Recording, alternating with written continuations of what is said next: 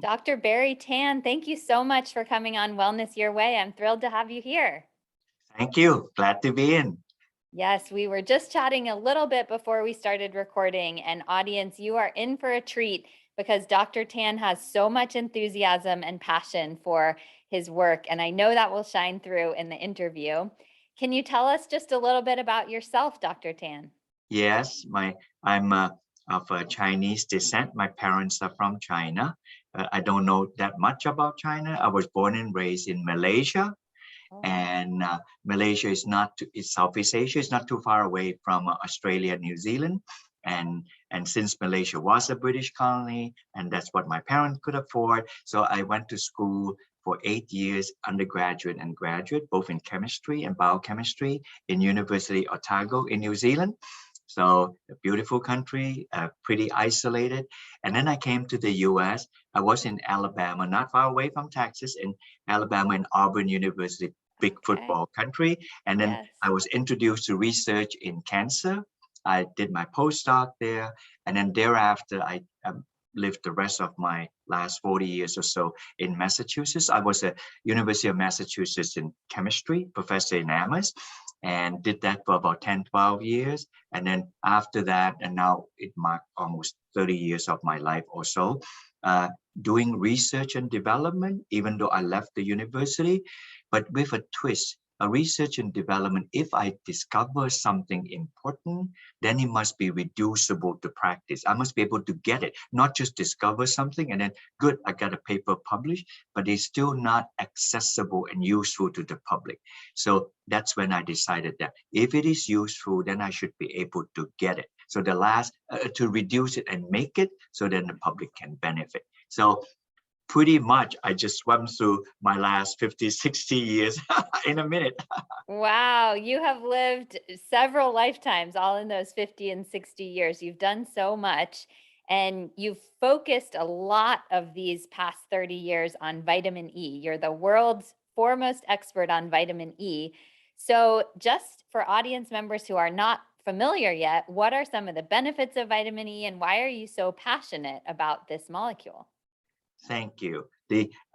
When I started this, I wasn't thinking of aging and anti-aging, but with time, that understanding is very clear why I focus on vitamin E. If you just take a step back before I talk about vitamin E, we are not talking about a vitamin that mitigates a disease, although we have many clinical studies on it. But if you take a step back, a human body that has about 70 to 80 kilogram weight, meaning 130 to 160 pounds, say, Yep. we have about 38 to 30, 37 to 38 trillion cell. Now that's a very big number. It's Hmm. about 5,000 times the population of the earth, a little bit more manageable. Say we have 7 billion people. So if you multiply by 5,000, you get 36 trillion. That is the number of the entire cells that compose our body that carry our weight. That's a big number. Now you think of a cell, think of a bean, like a kidney bean. A Hmm. cell generally look like that. Not always. Muscle cells don't look like that, but most cells do. And inside the cell, it contains all the constituents. And scientists call them organelle. Just constituent is fine. Nucleus, mitochondria, these are big things that we always remember. The other one, Golgi apparatus, endoplasmic reticulum, other thing. They're floating around in an ocean of water, but all contained in a cell. So now come what goes in and what goes out are important. And that is controlled by the cell wall. So I took time to describe that to you. In the cell wall, phospholipid, meaning that on the water-soluble side, the phosphate sticks out into all the blood, the plasma in the body, and inside it would be a lipid would be fatty acid. This is they're lipid soluble. They stick inside, the phosphate group stick outside, and they're kind of like keeping everything in place, like a moat in a castle, like that. So, and when the cell generate waste, you want the waste to go out. when sugar comes in to be burned, it had to be gated and then the sugar would go in. So it's well controlled and there's a system in check with sodium and calcium and potassium. They have all of this. Scientists will tell you many people get Nobel Prizes on that. They're a very gated community for the good things to go in and the waste to go out. So now, most of the cell wall is made of fatty acid. This is the critical part. And we encourage people to even take omega-3, big thing, DHA, EPA, and all of this. And when you do that, the cell will become more pliable. And omega-3 is very oxidizable. You want this cell wall to be protected from oxidation. And if they're not, they can't function properly in what I call about the gating thing. So you need antioxidant for that. This is my partner. Probably your audience and me have heard the word antioxidant far too many times, and they're not distinguished. I want to nail this. I'm even taking away time from not talking about one of them, but you need to know this. Otherwise, it's just proliferating, that it's just too much noise. There are many antioxidants out there, polyphenolics, astaxanthin, lycopene, so many of them. But many of these antioxidants, they are phenolic group, like a ring, and then have OH group. They can capture free radical. But oftentimes, just think of them. They are two-headed snake or four-headed snake on both ends. So they are all capturing free antioxidant like that. But to protect the phospholipid, you need something that try to imagine. They need to look like a tadpole, like a sperm, where there's a head and the other side is the tail, and the tail is lipid soluble. You cannot have a two-headed tadpole or two-headed snake. If it is, both of them are sticking out and nothing is going in, so it just doesn't fit. So when you think of antioxidant, and why am I so fixated to talk about lipid? In the body, our big things are protein, carbohydrates, and fat. And of these three major things, the fat is the most readily oxidized. So when they are oxidized, we got problem. Yes, you can oxidize protein. Yes, you can oxidize carbohydrate, but fat. Just think of a summertime roadkill and you smell that off smell, fat. Just think of a stick of butter you put into a hot summer thing, and then that off smell from a stick of butter, fat. So the fat is the first to get oxidized. And then now in your cell, the entire cell wall is fatty acid. So you want that protected, and you want that to look like a tadpole, not like a two or three-headed snake. And that kind of compound, the best fit would be a vitamin E compound. There are no other compound that would even come close. An Austrian professor in the 1980s decided to suck out and extract out all the antioxidant in the cell, and almost 90% of them are vitamin E. The remaining less than 10% are CoQ10, beta carotene, and a whole laundry list of other things. So with all that said, I demystify for you, you want a single head that looking like a sperm, and that would be a tocopherol and tocotrienols. And you want to protect the fat because they're most readily oxidized. So nothing talked about anything else. But so if you got that, don't listen too much to other antioxidants. They perhaps protect the water soluble phase, but the one that you really want to protect are the fat. When the fat get oxidized, it's not good, particularly if we carry a little bit extra weight and with pre-diabetes, or worse, if you're diabetic, then that situation become more critical. So wow, that was amazing. I'm very excited to try to summarize this and make sure that we all understand. So here's at the base level what I understand from that. We have these trillions of cells, so many cells, and they're gated communities. So it's very regulated what comes in and what goes out. And a lot of that cell membrane is phospholipids. And these, because they're fatty acids, they oxidize quickly. They tend to oxidize. We need to protect them with the right type of antioxidant, which is that single-headed vitamin E, both types, tocopherols and tocotrienols. And those are better than all the other antioxidants because those are two-headed. Is that kind of a summary? You got it spot on, Megan. Okay, good. Yes. We're on the same page. I Okay. am excited to keep going forward. And now I understand why you're excited about this molecule, that we could throw all the antioxidants in the world of the wrong type in our bodies, and that's not really impacting our cell the way that a careful dose of vitamin E would. So we know, you and I know, and lots of our audience knows that when we say oxidizing, those fatty acids can oxidize. That's very related to aging and to disease and all kinds of bad stuff that goes on in the cell and in the body as well. Can you tell us a little bit more about how vitamin E protects against aging and chronic diseases? Okay. Before I get to the condition of the chronic diseases, on the aging would be that one oxidized, meaning that let's say the fatty acid have double bond. And when they have double bond, even that is a chemical term, that they have two fused bond next to two carbon, and they're easy to be interrupted. And Okay. we need oxygen to live. And probably 1 in 1,000 or 1 in 10,000 oxygen when we need to live, they go amok. They don't function properly. And when they don't function properly, they're trying to satisfy themselves. They're too active and they look for a double bond and attach that to. And when you do, then the phospholipid or the cell wall is out of kilter. They will capture the oxygen onto it and it's out of kilter. And that's when a tocotrienol is able to abstract, take the oxygen out and make the phospholipid whole again. In the simplest term, that is actually what happened. But if it gone too far and become overly oxidized, then the tocotrienol cannot do this.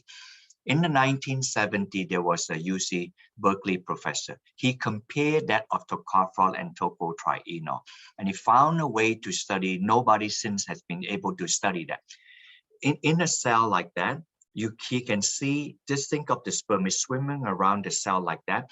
He was able to use a machine and found, let's say, the alpha tocopherol swim around, and just for argument's sake, about 10 miles per hour moving around. They move around.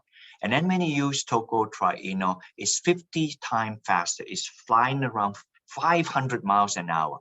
So there he explained, because it's going 50 times faster, 500 miles an hour, not 10 miles an hour, therefore it captures free radical 50 times faster. It is for that reason it is more potent, just that. So I think of it in simplistically like that. That alpha tocopherol is a policeman. It stays in the confine of a town or a city. And then a tocotrienol would be a state trooper. It's able to go the entire state of Texas to go. So it's more efficient that way. Consistently, that picture have helped people to understand. If you have that, okay. Can I just interrupt for 1 second because this is so valuable? I want to make it clear to the audience that the two components Dr. Tan's talking about, tocopherols and tocotrienols, these are both components of vitamin E. So when we talk about vitamin E, there are two different, would you say components or types, or how would you call them? That would be, chemists would call them their isomers of. Isomers. But yeah, if you don't, just say they contain two parts. One part would be tocopherols and one part would be tocotrienol. And in truth, there are 4 tocopherols and 4 tocotrienol, a total of 8. Now, 8 may sound bewildering, but do not be. When you talk about polyphenol, there are 10,000s of them. Yeah. So that is really bewildering. But when you have 8, once, and as I go on, I'll try to clarify that. Once you have 8, it can be managed. And then I'll reduce to what are the 2 or 3 most active ones in time. But for now, 4 tocopherols and 4 tocotrienols. Gotcha. And the tocopherols, those are the 10 mile an hour. They're the patrols that stay in one place. The tocotrienols, they're the super fast ones. They can patrol the whole state. They're much more efficient, which is why you're more of a proponent of tocotrienols. Is that true? Yes. And then, yes.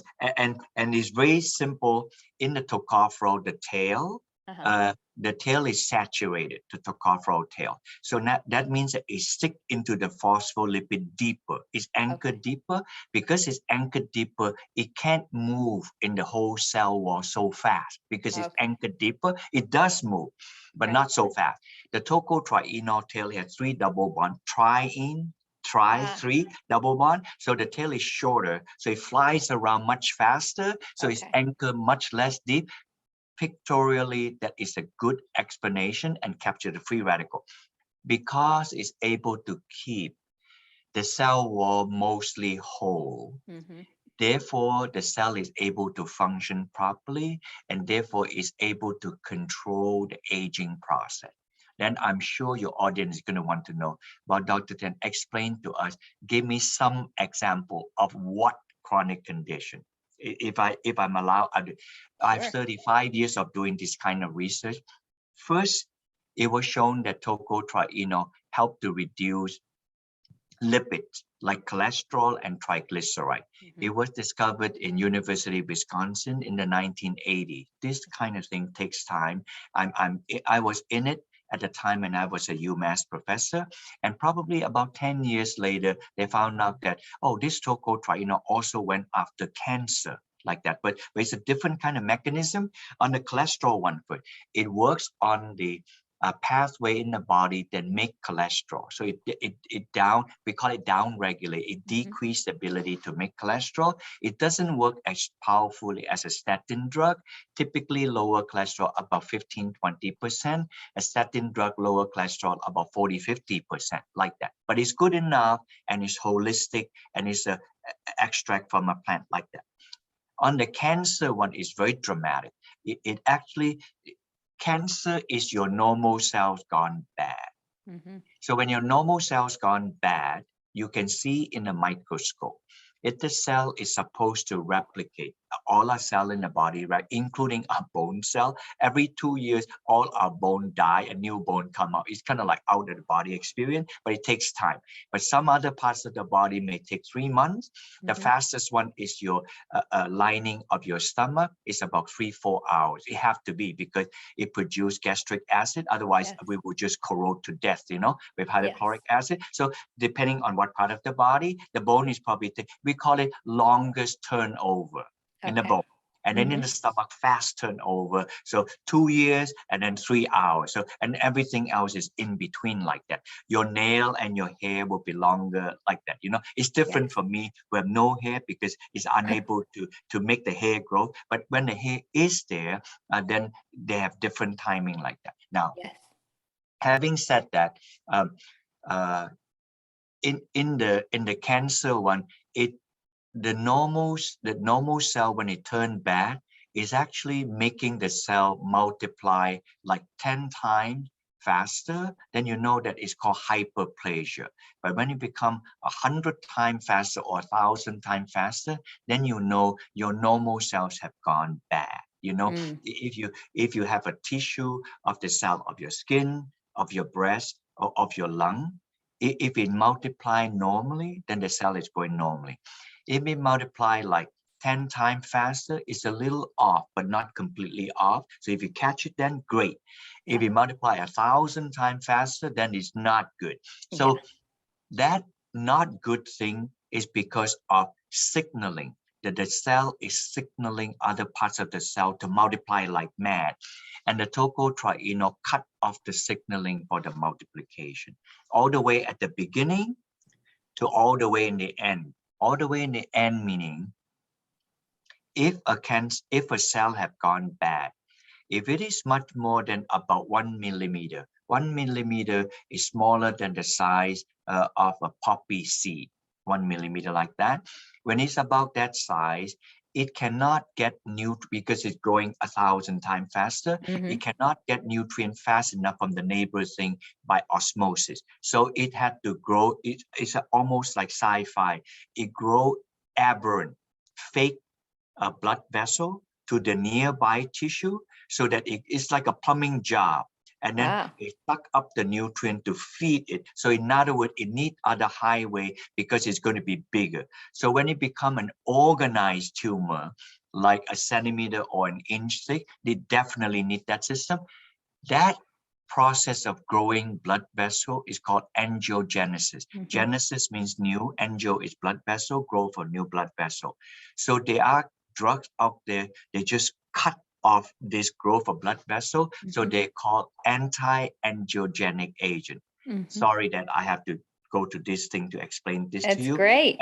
And tocotrienol is definitely an anti-angiogenic agent. So it Wow. works at the beginning to turn off the signal, and it works towards the end. If you cannot evade it, the tumor is going, it just cut off the blood vessel. That cut off the blood vessel thing may sound trivial, but it is not for the audience. You know why?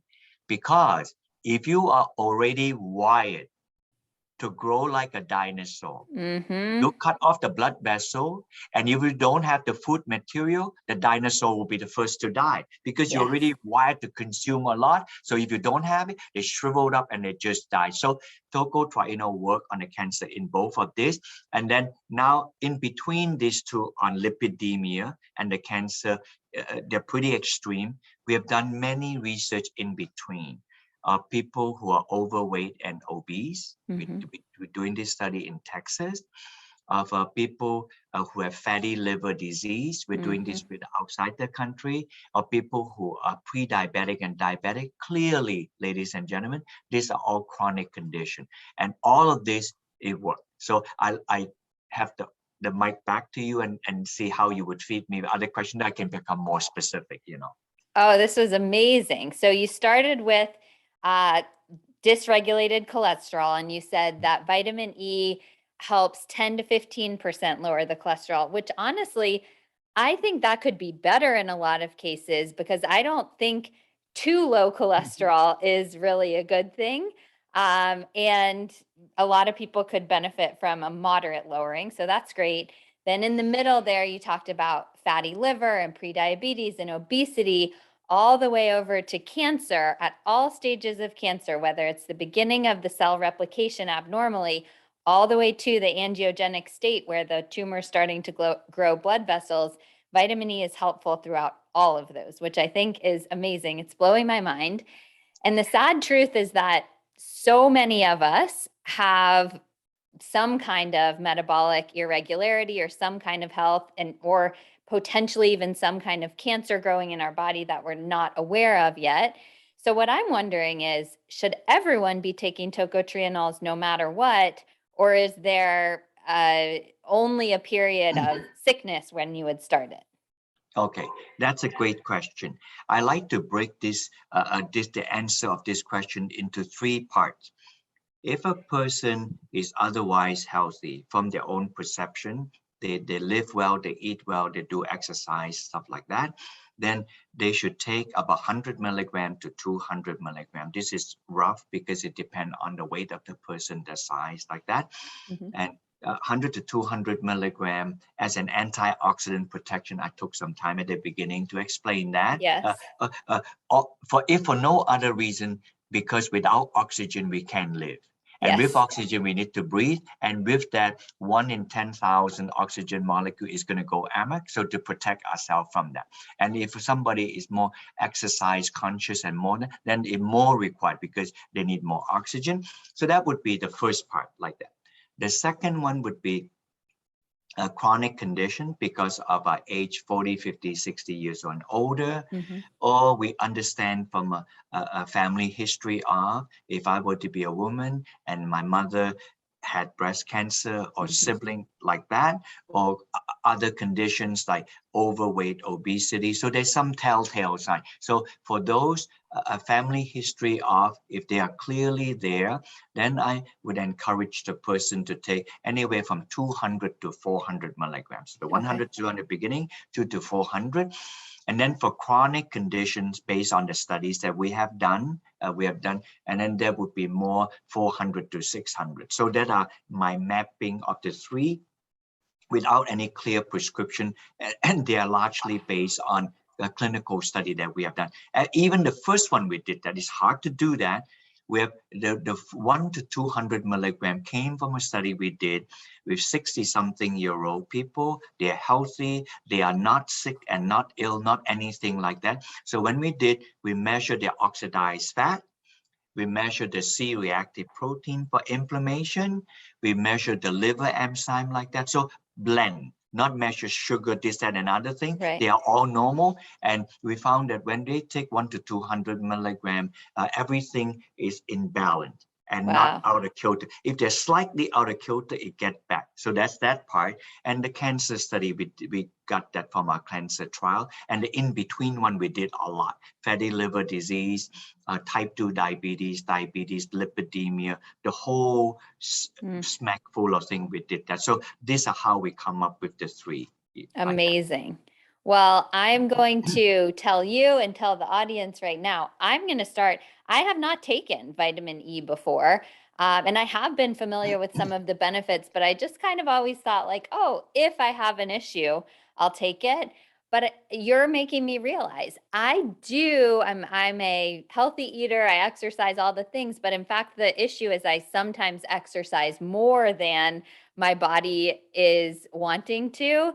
And so sometimes my GGT, which is a measure of oxidation, is higher than I would like with my very strict standards. So I'm yes. going to take vitamin E. I suspect there will be great improvement in that.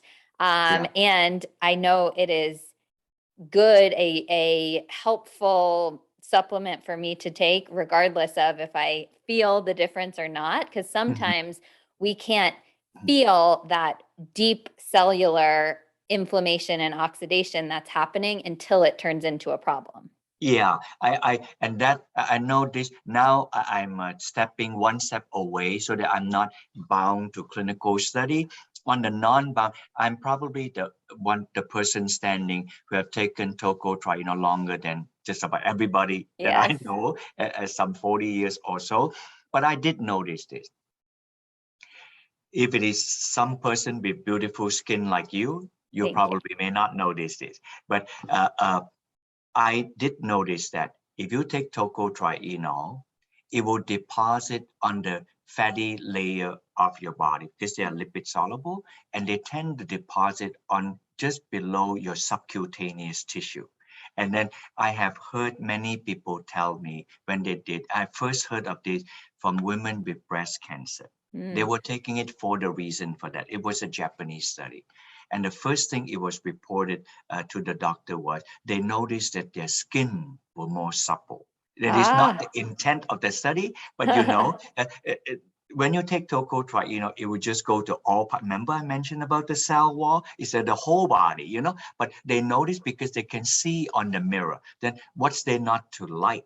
I know that in earlier days, when people have radiation oncology, Mm. and I don't need to go detail, people who Yeah. do this, they know this themselves, and the burn mark is very severe Mm-hmm. like that. And when you take tocotrienol orally, it helps. And sometimes they also cut the subject and apply topically, and that will reduce the severe inflammation topically. So I do know that tocotrienol is good to reduce inflammation and make the skin more protected because it is the only organ in our body exposed to the outside world. So do not be surprised. If you see that, then you can have, it is not the only thing skin Right. dip, but you may notice the skin dip issue. And anyway, I'll leave that at that. That's We did not great. have a study on this, but I believe that I have enough people telling me that there may be some benefit even to the skin. Yes, what a wonderful side effect. That's a great unexpected benefit. I I love know. it. Now, I could talk to you forever about vitamin E and tocotrienols. This is very, I want to go deeper, but I want to make sure we cover one of your newer passions, which is a molecule called GG. And I will be very honest, I was familiar with vitamin E, like I said, but I had never even heard of GG until I started researching you. So, can you tell us what this is and where we get it? Okay, before I do that, let me show you a picture. I think your thing here can see. That's a Yes. structure of CoQ10, a very long, and the white color is hydrogen, the black color is carbon. So it's really almost all hydrocarbon except for the oxygen group. if I tilt it up like that, that's a very large molecule. Here, I'm going to show you a molecule that is GG. See, hydrocarbon, and this is not an antioxidant because they're not phenoxy. Doesn't have a ring system here. If you look at here, if you can show this to your audience, great. You see that? Yes. In the body use GG, which is an endogenous nutrient, to make CoQ10. This has been known since the 1960s. Nobody talk about it.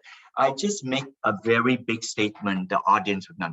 We take CoQ10 for cardiovascular health, for heart health. Mm-hmm. This is probably the first time with you and your audience. The body use GG to make CoQ10. Wow. So if you have this supplement, it will make CoQ10, and everything you know about CoQ10 still say the same. As we age, CoQ10 drop. So now back to GG. There are probably going to be more stuff coming out from GG. GG, to the best of my knowledge, makes three things. There will be more, but I know of three. So I speak about the three that I know best now. The first one is, listen to this, GG is required in the body for making skeletal muscle protein. Okay. I enunciate the word skeletal. We have protein in the body, but 40% weight of our body is muscle. And we want to, as we grow older, to have strong muscle. We don't mind losing weight, but if we lose weight, that our muscle weight, that's not a good weight to lose, because we need to retain them for mobility, for many things as we age, physical things. So 40% weight are the muscle, and skeletal muscle protein is for that. We heard many times you need amino acid, you need protein. Yes, those are the few that actually make it. So what is the role of GG in making it? The protein has a very large molecular weight size. Let's say that they're 100,000. So it's like an albatross, but it is like that. Our body make many other things, like CoQ10, which is already big, is about 1,000 molecular weight. So now a normal protein is 10,000. And insulin, which is small protein, is about 5,000. So to give you a perspective, your eyeball, your skin, your hair, you see, they're all protein. The whole body is protein, you know? So, and the body have to make them, and they're making the DNA. And the DNA in the body is going to tell you need this amino acid, you got to stitch that on. We have 20 essential amino acids. So if you have one like that, if you do the math, it will be, let's say the amino acid have 10, the protein have 10 amino acids. This is a small protein, 10 amino acid, and you have 20 amino acids to stitch on. The combination to make that is 10 to the power of 20. That's bigger than the number Google, like that. So therefore, the DNA will control making it. So let's say the protein is half made. You got 50,000. It's already an albatross. Is it 50,000? So when they make this, how do they happen? So in the nucleus, there's a hook. They hold the protein together. It's not yet finished. When it's finished, then it will then go to the next place. That's where the protein is. That hook is an unassuming chemical that is not an amino acid, that is GG. So if we age, we don't have that GG, it can't make the whole, it's just free floating in space. It can't do this, you know? So, but it affects the most when we make skeletal muscle protein. How about I leave there? I don't mention the other two because you may have a follow-up question or you may need to explain. The other two, I want to say, GG is also required for the synthesis of CoQ10 I mentioned to you, and manoquinone 4. I don't expound on that yet. I'll leave the muscle and to see if you have any feedback question on the muscle thing. I think it was a great explanation. I will reiterate to make sure we're all understanding. The GG is like a hook that helps complete the protein synthesis. So all the amino acids, our listeners will be familiar with how amino acids are like building blocks of protein. They're all coming together, but because proteins are such big molecules, we need that GG as a hook to finish the synthesis of the protein. Is that kind of right? That is 100%. If you, all of us drive cars, you use cars, and the amino acid would be like your fuel in the tank. You got to have the fuel in the tank. Yes. And then the GG would be the spark plug. It's Gotcha. It's not a gas tank, but without the spark plug, nothing is working. It's not going Right. the car is not going to move like that. So, all right, if you got that now, an application of that. As we grow older, none of us mind that we carry proper weight, but all of us do mind. If you lift up your hand in the mirror and you see that your muscle mass is not there, that's not a good sign. As Right. well, and that condition is called loss of muscle mass is called sarcopenia. And Yes. all of us have elderly parents, we can see it. And eventually they have to plunk on the seat because Yeah. the trunk muscle cannot hold them to sit down properly like that. So that's muscle mass. Some of us have high cholesterol and we are asked to take a statin drug. All of the audience probably know if you take a statin drug, oh, you got to take CoQ10. You can go to Costco, it will say that. A very insightful point. But to a cardiologist who's prescribing the statin, they may or may not care if your CoQ10 drop, but they will always ask the question, do you have any back pain or trunk muscle pain? Or otherwise, do you have myopathy? Myo is just a Latin word for muscle. Pathy is something wrong with your muscle. So therefore, if you take statin drug, you have muscle problem. Let me now connect all the dots for you. The pathway that make cholesterol, that you add statin here, cholesterol lower here, that same pathway make GG. And the G, so when you inhibit cholesterol, you inhibit GG. If you inhibit GG, you will definitely inhibit CoQ10. That now most people know CoQ10 drop. They did not know that CoQ10 drop is because of GG. You cannot make CoQ10 without GG. You gotta have in the body. We only know how to supplement CoQ10. Yes.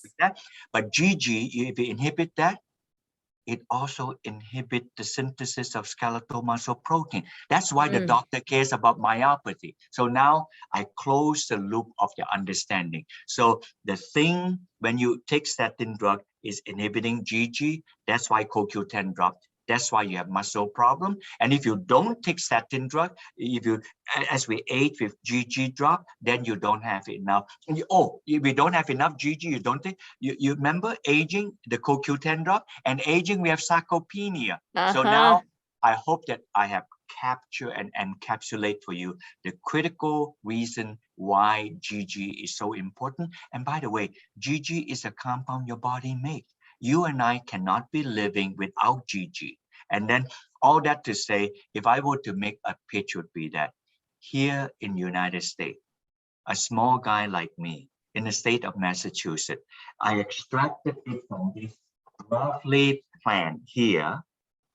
And this plant, after I removed the color, that is tocotrienol, I explained earlier. And when I remove the tocotrienol, I have this GG. So blessed to me to discover this. I really want to pass it on to other people to know this help. It doesn't alter any of your food intake and otherwise, but it would help your body to replenish the GG so that your CoQ10 is up to snuff and your body weight that is dependent on the muscle mass is also up to snuff. So that is another powerful anti-aging chronic related benefits. Wow. You did close the loop of my understanding, to use your terms, because I knew people with who are on statins have CoQ10 depleted. I knew the muscle wasting thing. Of course, muscle wasting with aging, we care about that. But I did not know that GG was at the root of all of that. So thank you for making it more clear in my head. And I don't want to skip over the beautiful picture you held up. That picture was the Annatto plant. Is that true? Yes, this picture here.